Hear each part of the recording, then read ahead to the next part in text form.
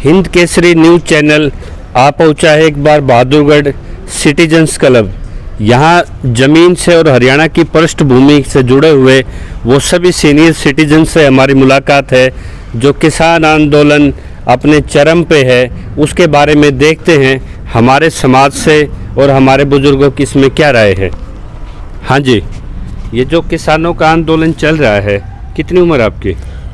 75 साल। 75 साल में आपने और भी आंदोलन देखे होंगे? देखे हैं। तो इस आंदोलन में क्या व्यापक देख रहे हो आप? क्या इससे पहले कुछ बड़ा आंदोलन देखे आपने कभी? किसान आंदोलन जो भारत के अंदर अब हो रहा है, इससे बढ़ के दुनिया के अंदर हमने आज तक 75 साल की उम्र में ऐसा आंदोलन नहीं देखा। और किसान आज ये समझ चुका है, भारत देश का किसान, कि अगर हम सब मिलके एक होके नहीं खड़े होंगे तो ये कॉर्पोरेट और सरकार मार डालेगी हमें। आप में से कोई ऐसे किसान भी जिन्होंने खेती की है? हम खुद रहे, अब भी कर रहे हैं। हम आप ये बताइए, कर रहे हैं। अभी कटाई का सीजन शुरू होगा जी, कटाई चलेगी जी, जिसमें सरकार की कूटनीति भी है कि कटाई के लिए किसान अपनी फसलों को नहीं छोड़ेगा। कहीं सरसों की होगी, कहीं गेहूं की होगी, तो निश्चित तौर पर एक बार संख्या की वहाँ पे कमी होगी। तो उससे निपटने के लिए आपकी क्या आप संदेश देंगे? नहीं, ये बात तो ठीक है कि कुछ कमी होगी, लेकिन जितनी लोग समझ रहे हैं उतनी कमी नहीं होगी। अपना काम भी करेंगे और यहाँ हाजिरी भी लगाएंगे। रहा काम से जुड़ने का सवाल, तो हम तो पैदा ही इसी जगह हुए हैं जहाँ काम ही किसानी का है। और रहा आंदोलन का सवाल, जो ये बैठे हैं इनमें पढ़े लिखे आदमी भी हैं। ये यूं कह देते हैं कि इनको कुछ पता नहीं। क्या वो पढ़े लिखे हर वर्ग में वो सर्विस कर रहे हैं, अपना काम कर रहे हैं? क्या उनको ये नहीं पता कि क्या हो रहा है? और जैसे कहावत अपने हरियाणा में कि भाई कोई सोता हो तो उसने जगा दे, लेकिन अगर कोई जाग के सोने का नाटक करे तो उस सरकार को क्या संदेश देंगे? इसका संदेश तो ये है कि ये जितना भी करते जा रहे हैं ना, ये सारे हिंदुस्तान में फैलता जा रहा है। जहाँ तक MSP का सवाल था, लोगों ने पता नहीं था। अभी ये ही हिसाब लगा लो कि यहाँ क्या रेट बिकी थी जींस और बिहार में क्या बिकी थी। तो अब लोगों को सबको पता लग रहा है, वो भी जागरूक होने लग रहे हैं। ये और ज़्यादा फैलेगा, जितना लेट करेंगे ये फैलता ही जाएगा, रुकेगा नहीं। आपका क्या नाम है? छोटे लाल है मेरा नाम। बुजुर्ग जी, मेरे आपसे एक सीधा एक सवाल और जानना चाहूँगा, मैं आपसे समझना चाहूँगा। मैं MSP खेत की उपज की आप न्यूनतम समर्थन मूल्य की बात कर रहे हैं शायद जी, और उस पर आप खरीद गारंटी कानून की बात कर रहे हैं जी। वो किसान की आत्मनिर्भरता से भी जुड़ा हुआ है जी। और देश का किसान आत्मनिर्भर होगा तो देश स्वाभिमान भी होगा और मजबूत भी होगा। दूसरी तरफ पंजाब 3 कानूनों से घिरा है। जो शुरुआत हुई वहाँ पे, वो मंडी की खरीद से लेके आपके संचयन से लेके स्टोरेज से लेके है। तो अगर आपको एक मुद्दा अगर चुनने के लिए कहा जाए कि आप में 2 में से आपको एक चीज़ उठानी है, तो आप पहले खेत से जुड़े हुए MSP कानून की उठाएंगे या वो 3 कानून को आप उठाएंगे? पहले MSP और फिर ये कानून। बहुत बड़ी बात इन्होंने कहा है। ये है इस किसान की सोचने की शक्ति। 29 राज्यों के लिए जो 14.5 लाख करोड़ का जिसको एनुअली फ़ायदा होना है और जो कृषि उपज से जुड़ा हुआ है, ये न्यूनतम पे कानून की बात करते हैं, लाभकारी मूल्य की बात नहीं करते।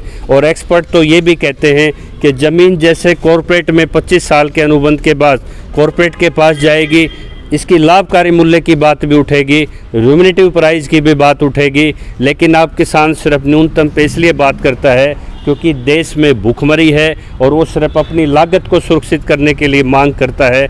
जब 1991 में औद्योगिक रिफॉर्म हो सकते हैं, तो जिसका एक बेटा बॉर्डर पे एक खेत में वो सिर्फ इतनी सुरक्षा चाहता है कि वो गन्ना ना दे, बेली दे दे। वो सिर्फ ये चाहता है कि मैं देश में अन्न से ऐसे योगदान करता रहूं, मेरे देश में कोई भूखा न रहे। हम अगले वक्ता के पास चलते हैं। हाँ जी, क्या देख रहे हैं आप इस कानूनों में?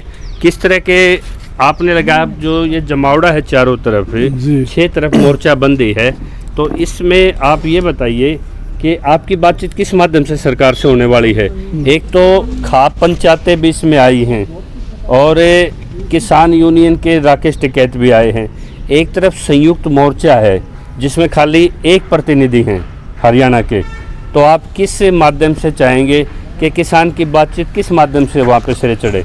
साहब इसमें ये कहना चाहूँगा, सरकार के साथ जो किसानों का संयुक्त किसान मोर्चा बना हुआ है, वो लोग जैसे अभी तक टीम हमारी चली हुई 12 राउंड हो चुके हैं, वो संयुक्त मोर्चा ही सरकार से बात करेगा और अपने सभी जो किसानों के हित हैं उसके लिए जो ज्वाइंट रूप से लड़ेगा तभी वो जीत पाता है। और अगर कोई आड़ती किसान के कपड़े पहन के आ जाए, कोई विधायक जेब में किसी की पर्ची एजेंडा लेके आ जाए और खापों को चुपचाप संयुक्त मोर्चा के बगैर मीटिंगें कराने लग जाए और सीधा कह के पीएमओ में आपकी मीटिंग फिक्स है 17 तारीख को, तो आप उस कूटनीति को क्या कहेंगे जो जाट भवन में शुरू हो चुकी है? वो ऐसा कहूँगा, ये सरकार की नीति है डिवाइड एंड रूल, कि सब लोगों को गुमराह करके इस आंदोलन को किसी तरह से भी कमजोर करके इन लोगों को भ्रमित करना है। मेरा तो यही उसमें ये होगा, संयुक्त मोर्चा जैसे अभी तक चला रहा है, सारे जो ग्रुप हैं, पंजाब का भी, हरियाणा का भी, यूपी का संयुक्त मोर्चा है, वही लीडरशिप सरकार के साथ सामूहिक बात करेगी, वही फैसला सारे किसान कम्युनिटी को फायदा देगा। जी जी, ये था नैतिक समर्थन, मानसिक समर्थन, जिन्होंने स्पष्ट कर दिया कि जो नेतृत्व आगे बातचीत कर रहा है उनकी जानकारी के बगैर, उनको कॉन्फिडेंस में लेके मुद्दों पे बात होगी। हाँ जी, क्या नाम है बाबू जी आपका? रामेश सिंह जून। क्या काम करते रहे आप जीवन में? Retired engineer, electrical engineer. तो आपने तो देश का निर्माण किया है आधारभूत। तो 70 साल से जो आपने किस संस्था में काम करते थे आप? मैं हरियाणा इलेक्ट्रिसिटी बोर्ड। तो आपने तो पूरा ये इलेक्ट्रिक का ढांचा खड़ा किया है।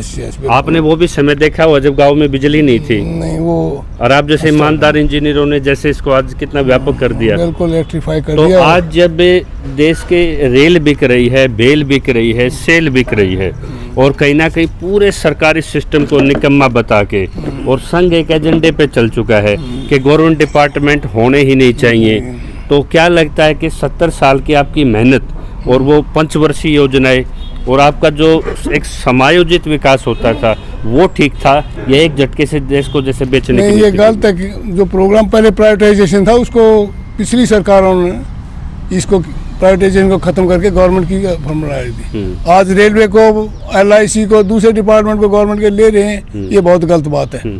ऐसा नहीं होना चाहिए। लोकतंत्र में जैसे प्रधानमंत्री अब मेजोरिटी लेके संसद भवन में बैठे तो उन्होंने इतनी इज्जत नहीं करनी चाहिए। अब किसान भाई जो अड़े हुए, जो अन्नदाता है, जिनको मानते हैं, किसी को प्राइवेटाइजेशन करने का खेल है, किसी को प्राइवेटाइजेशन करने का तरीका है। तो इससे तो मतलब कि अगर आदमी किसान जो है बिल्कुल जो है ना भौसला जाएगा, उसका तो कुछ बेनिफिट होगा नहीं। जैसे भाई साहब ने कहा कि MSP मांग रहे, जैसे हम मिनिमम सेल प्राइस उसकी मिलनी चाहिए, बात करें, न्यूनतम की बात नहीं। और दूसरा, लोकतंत्र में इतनी इज्जत भी नहीं करनी चाहिए। ये राजा थोड़ा है, ये तो जनता का चुना हुआ नुमाइंदा है, इसलिए जनता की मान लेनी चाहिए। जब किसान सड़कों पर खड़ा है 3 महीने से, उनके औरतें, बच्चे, सभी कुछ, तो देश का बहुत ही ये तो दुर्भाग्यपूर्ण है। बड़ा सवाल ये आता है, किसान ये कहता है कि कोई भी औद्योगिक निर्माता, मैन्युफैक्चर, वो अपनी लागत को छोड़ के कोई चीज बेच के दिखा दे, चाहे मारुति हो या कोई स्कूटर निर्माता हो। हर साल ये मेरी लागत भी तो यही स्वामीनाथन आयोग तय करता था। यही मुझे कहते थे कि हम आते इसको कानून का दर्जा देंगे।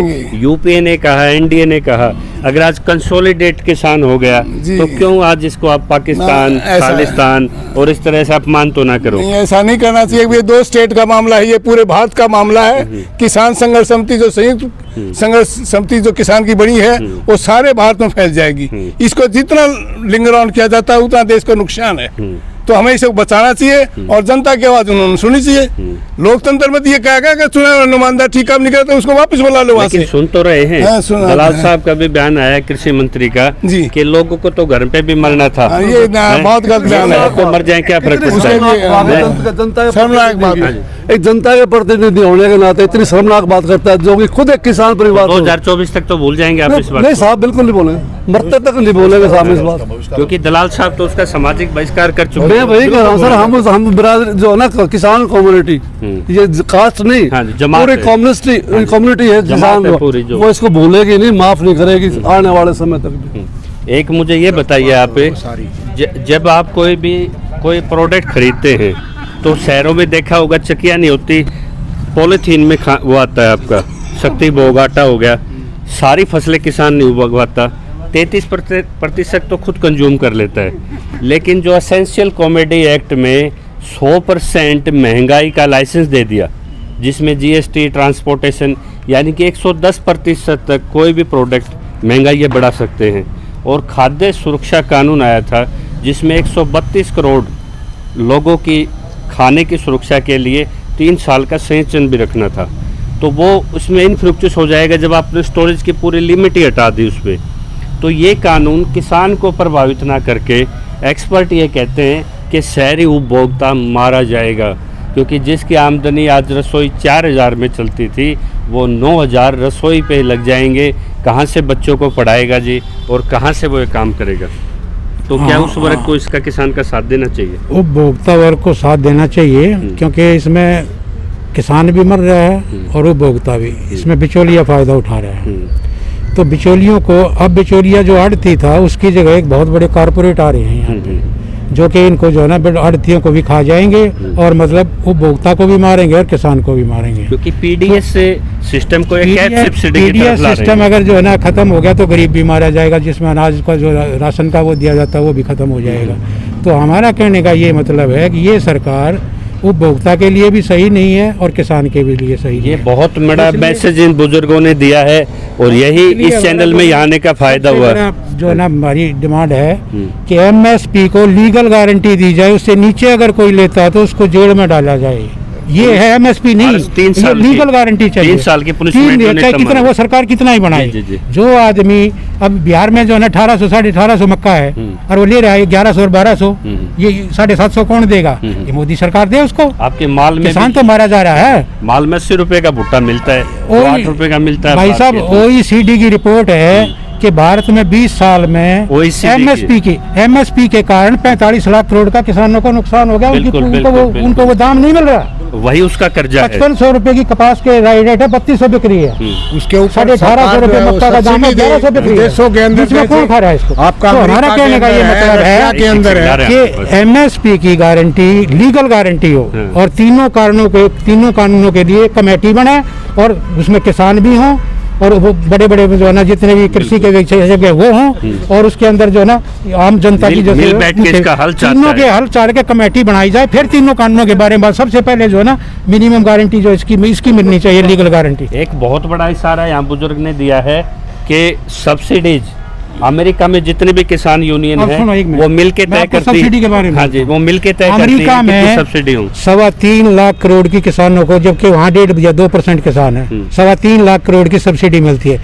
इंडोनेशिया में 2.25 लाख करोड़ की किसानों को सब्सिडी मिलती है। भारत में 80,000 की सबसे कम मिलती है, इसको कोई नहीं बढ़ा रहा। और जबकि चीन जो है ना 1350 करोड़ रुपए की जो है ना सब्सिडी दे रहा है। WTO में ब्राजील से अमेरिका से अनुबंध तो किया हुआ है नहीं, अनुबंध कि किया हुआ सब्सिडी है। को आप तो- फेज वाइज हटाइए, एकदम ना हटा के आप किसी अब की सुनो। ऑक्सीजन आहिस्ता आहिस्ता सुनो हटाइए। ना मेरी बात सुनो। एकदम हटाएंगे तो मर्डर हो जाएगा। IMF और वर्ल्ड बैंक सब्सिडी के लिए मना नहीं करता।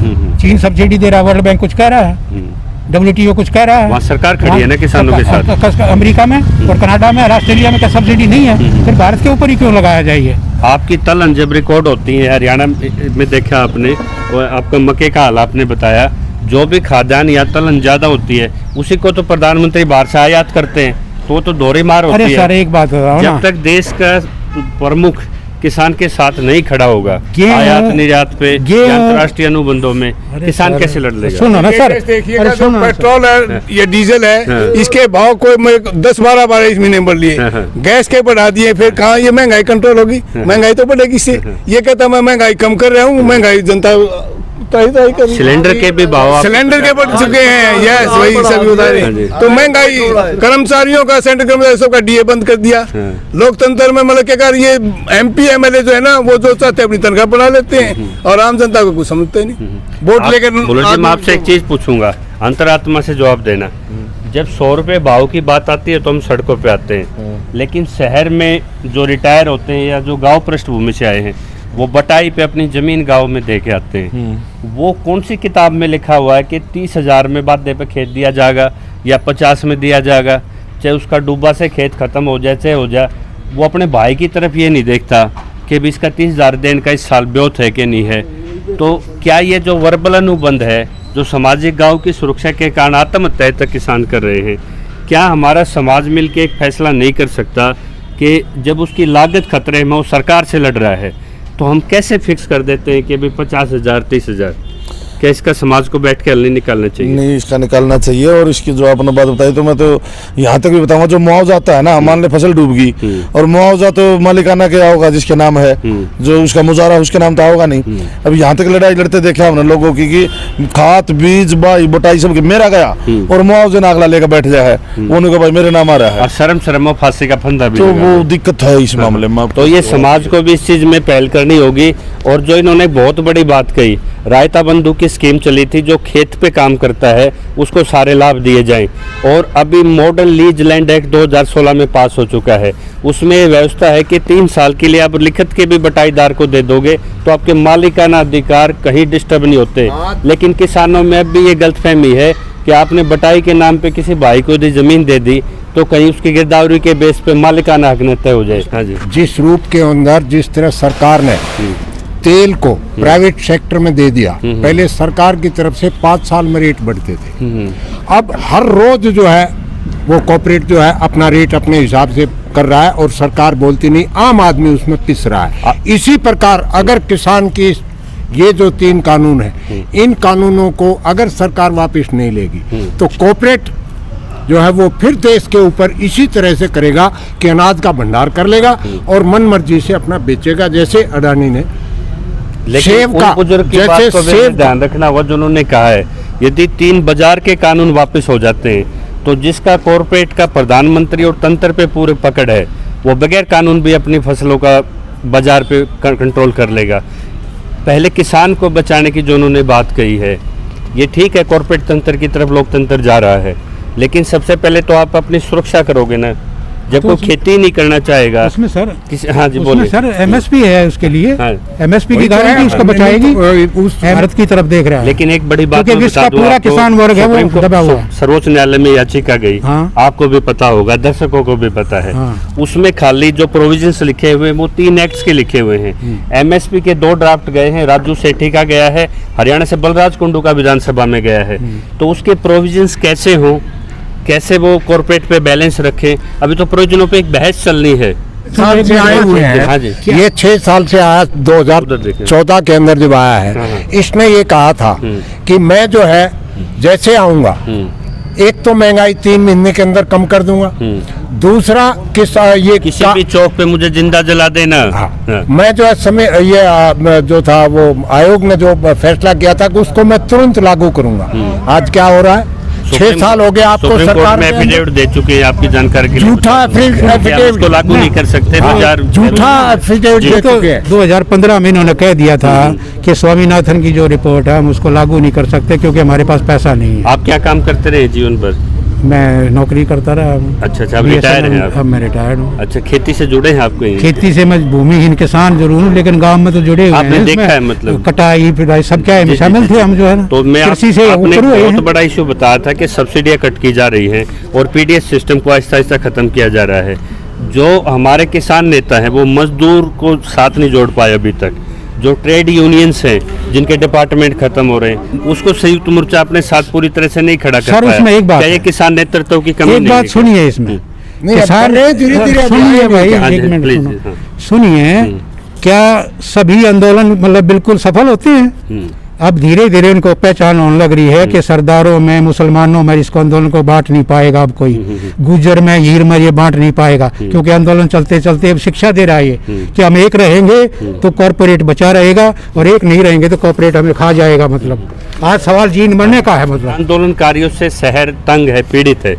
क्या ये भाजपा का दुष्प्रचार है या मुझे ये सरकार का और मीडिया का प्रचार है? कोई इसमें प्रेशर, सब उसको सहयोग दे रहे हैं और संगठित होते जा रहे हैं। कोई शहर में कोई अप्रिय घटना भी नहीं है? न कोई अप्रिय घटना नहीं है। और इस आंदोलन के अंदर ट्रैक्टर परेड हुई या जो है ये 4 घंटे के लिए जो है चक्का जाम हुआ, कहीं कोई किसी ने लूट पटोस की क्या?